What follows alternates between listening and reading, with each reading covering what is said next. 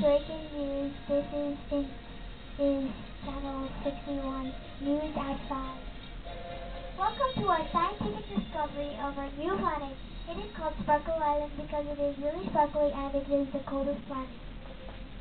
It's light blue because it has light blue gases, and it's very cold because it's the last planet and has small snowflakes that fall down.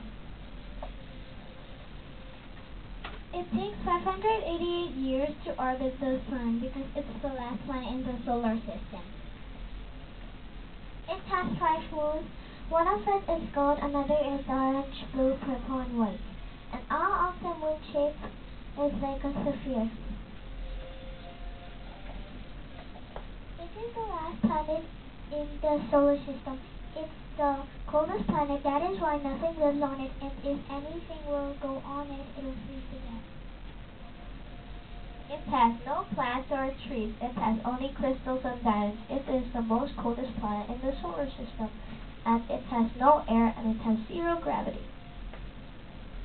It's rainy and very cold. Sometimes it has ice storms, snowstorms, and windstorms, and no one can live on it. Maybe there will be a planet for us to discover. Thank you for listening to our broadcast.